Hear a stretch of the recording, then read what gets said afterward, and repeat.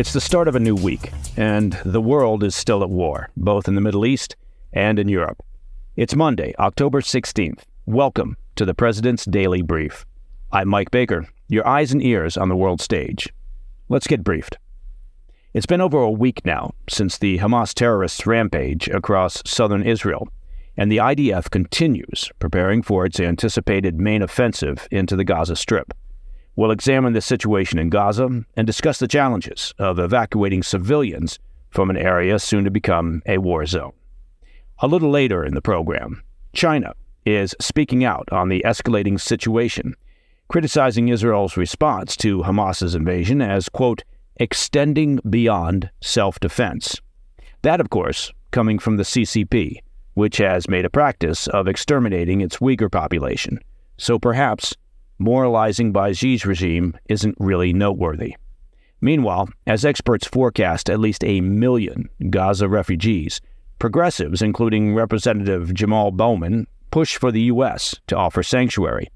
You may remember Democrat Representative Bowman. He's the fellow in Congress who, just the other week, couldn't tell the difference between a fire alarm and a push-to-open button.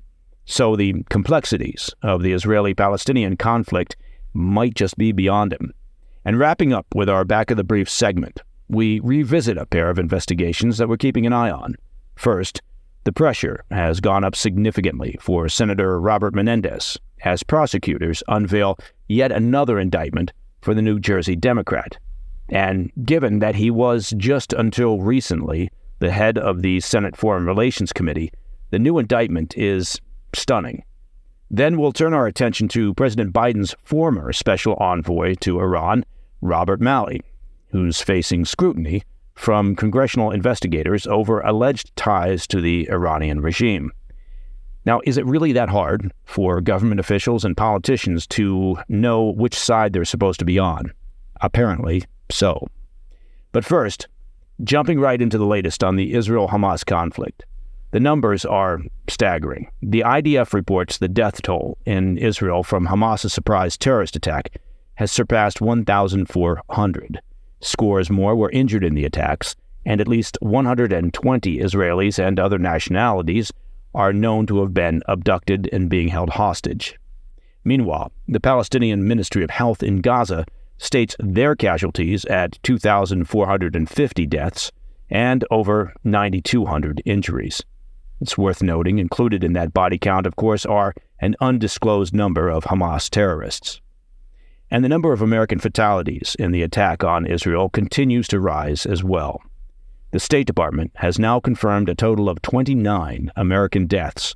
That's a jump from the 27 reported just last week.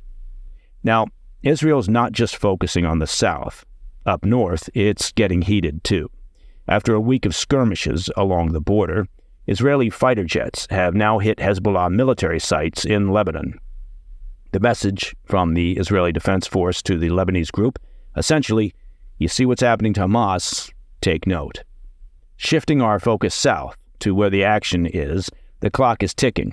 The IDF is gearing up for a significant move into Gaza, aiming to dismantle Hamas from its core. There have already been small team operations inside Gaza, acting on specific targeting intelligence in pursuit of Hamas leaders and personnel. But that's not all. With Gaza entirely blockaded, the situation inside the enclave is being described as catastrophic. Israel is encouraging Gazans to evacuate south, and hundreds of thousands from the Hamas-controlled enclave, with about half in Gaza City, have already done so. Israel designated safe passage routes for those heeding the call to evacuate to the south. And for many, their destination is the border with Egypt, which is ostensibly their only viable exit there at the Rafah crossing. But things aren't quite that simple. A question on many minds might be, well, why isn't Egypt opening its borders to these refugees? In short, Egypt doesn't want the refugees any more than Israel does. The nation has been wary of allowing free passage into Egypt for decades, fearing that the Palestinian problem could become their problem. It's interesting to note, for what it's worth, you never really hear of any Free Palestine protests in Egypt, which, as mentioned, shares a border with Gaza. Yet while the situation becomes more desperate and many rush to flee the anticipated invasion, some Palestinians are making the decision to stay. Their fear? Well, it's that if they leave, they may never return, drawing parallels to events in 1948, when Palestinians faced displacement during the invasion of Israel by neighboring Arab countries. And adding another layer of complexity, reports suggest that Hamas isn't just standing by and letting their human shields flee south. On Saturday, the IDF shared videos and photos showing large objects obstructing roads they had designated as humanitarian corridors, causing significant traffic jams visible from above as thousands tried to evacuate. Once again, demonstrating that Hamas cares less about the safety and security of Palestinians than they portray. Preventing those civilians from moving south out of Gaza City almost guarantees a higher number of casualties. Preventing those civilians from moving south out of Gaza City almost guarantees a higher number of casualties, which, as Hamas counts on, will generate condemnation of Israel. All right, when we come back, China is promising to remain neutral on the Israel-Hamas conflict, even as it claims Israel's response has gone too far. Meanwhile, as Gaza residents flee the battlefield, progressives here at home, led by Representative Jamaal Bowman, push for the U.S. to welcome them with open arms. I'll be right back. Welcome back to the President's Daily Brief. Let's take a look at China's reaction to the Israel-Hamas conflict. While China touts a neutral stance, their actions paint a different picture, suggesting a move to take advantage of the situation and improve their standing and influence within the Arab world. China's foreign ministry has spoken out against the violence affecting civilians in the war, yet they stopped short of actually naming Hamas in their criticism. Instead, the nation voiced support for an independent Palestinian state soon after the initial attack commenced. Apparently, condemning the Hamas brutality was a bridge too far for the CCP. And over the weekend, China took it a step further. Chinese Foreign Minister Wang Yi told Saudi officials that in his view, Israel's reaction to Hamas's recent actions has surpassed self-defense. But let's not forget, China isn't exactly soft-handed when it comes to its own issues. They've been on their own anti-terrorism crusade for decades, particularly against the Muslim Uyghur population. Now, as for how this is all being portrayed within China, their state media and the controlled chatter on their social platforms points fingers at the U.S., suggesting our Middle East involvement has fueled the current Israel-Gaza unrest. The Chinese regime, meaning Xi and the CCP, are implying that U.S.-brokered normalization of relations between Israel and several Arab nations, the so-called Abraham Accords, and the U.S.'s longtime support for the Israeli government, well, they're the source of the current issues between Hamas and Israel. Now, look, it doesn't get more self-righteous and cynical than the CCP moralizing to others that the Israeli response to the Hamas brutality has gone too far. As with other parts of the world, notably Central and South America and Africa, Xi is working overtime in an effort to reorder the global stage, attempting through Belt and Road initiatives, essentially engaging in exorbitant usury practices, to extend the CCP's sphere of influence, and that includes through the Arab world. Not to mention the CCP's brutal treatment of its minority Uyghur population, which I guess, thinking about it, I did mention it earlier, but it's worth mentioning again.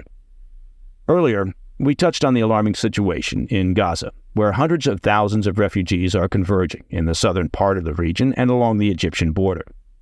With the ongoing conflict between Israel and Hamas, the UN and others are warning of a potential humanitarian disaster as the refugee movement grows.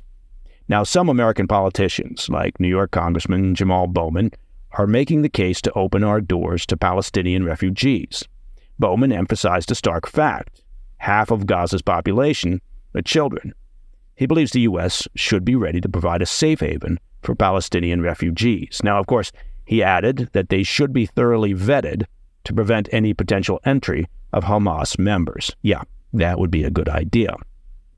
Now, a side note, if you're trying to place where you've heard Bowman's name before, he's currently under investigation for an incident involving a fire alarm at the House office building. It's alleged he pulled it to disrupt and delay a vote on a Republican-backed bill. Now, the debate on the refugee issue isn't one-sided. Florida's Governor Ron DeSantis weighed in over the weekend. He's firmly against the idea, fearing that it could lead to an influx of anti-Semites. And as for the White House, well, they're playing their cards close to the chest. They've yet to give a clear stance on whether they'd be willing to accept refugees from this conflict. Look, as we often say here at the PDB, in fact, the phrase has become part of a PDB drinking game, two things can be true at the same time. First, the plight of the Palestinians is awful. They've been dealt a bad hand, and those living in Gaza in particular see little hope, if any, in their future. Now, it's easy to make this into a two-party problem, the Israelis and the Palestinians. But in reality, for generations, the Arab world has not only done little to help, they've at times used the Palestinians as pawns in their regional geopolitical game. And now the residents of the Gaza Strip have been used and victimized by Hamas ever since Hamas took control in 2007. And of course, Iran controls Hamas, as they do Hezbollah. At the same time, you can believe that Israel has a right to defend itself and live in existence free from the constant threat of Hamas or Hezbollah-incited terrorism. Here's what I'd like to know. I want to know what you think on this issue. Should the U.S. be accepting refugees from Gaza? Email me at pdb@thefirsttv.com. That's pdb@thefirsttv.com. Let me know your thoughts on this. All right, in today's Back of the Brief segment, I've got an update on a pair of investigations that we've been keeping an eye on here at the PDB. First, things are going from bad to worse for Senator Bob Menendez, as he now faces charges of conspiracy to act as a foreign agent of Egypt. That, of course, was while he was the head of the Senate Foreign Relations Committee. Plus, the increasingly strange and disconcerting case of Biden's ex-Iran envoy, Robert Malley, who's now under investigation by the House Committee on Oversight and Accountability for allegedly compromising ties to the Iranian regime. I'll be right back. Welcome back. In today's Back of the Brief, a couple updates on two investigations we're keeping an eye on. First, New Jersey Senator Robert Menendez's troubles have deepened considerably over the past few days. You might recall that Menendez and his wife were indicted last month, accused of pocketing hundreds of thousands of dollars in bribes from some Egyptian businessmen for the senator's influence. There was also some gold bars and a car and, I suppose, other things thrown in. Well, the plot thickens. Prosecutors have now tagged on another charge, suggesting the duo was trying to make Menendez a foreign agent for Egypt. The couple is holding firm to their not guilty stance, there's a surprise, and they'll be defending that claim in court come May. Switching gears a bit, but still in the realm of officials under scrutiny and potentially forgetting which side they're on, there's Robert Malley. If his name rings a bell, it's because we've covered him recently here on the PDB. He was the Biden administration's special envoy to Iran. Now, Malley found himself sidelined earlier this year amid whispers of mishandling classified intel. And by sidelined, I mean they pulled his security clearances and suspended him. But that's not all. Some of his team, those who were part of the Iran negotiations, are suspected of being intertwined with an Iranian spy ring. Now, just when you thought there couldn't be more layers to the Malley story, recent revelations claim that he had a unique childhood connection. The Palestine Liberation Organization leader, Yasser Arafat, was apparently his informal godfather. Malley's written work from the past reflects his viewpoint, criticizing Israeli treatment of Arabs. And if this isn't enough to raise eyebrows, he's been a proponent of the U.S. normalizing relations with Hamas. Yes, the same Hamas linked to the recent slaughter of 1,400 Israelis. Now, if the U.S. was home to a more curious or inquisitive, objective media, we probably would have been thoroughly investigating the situation for months.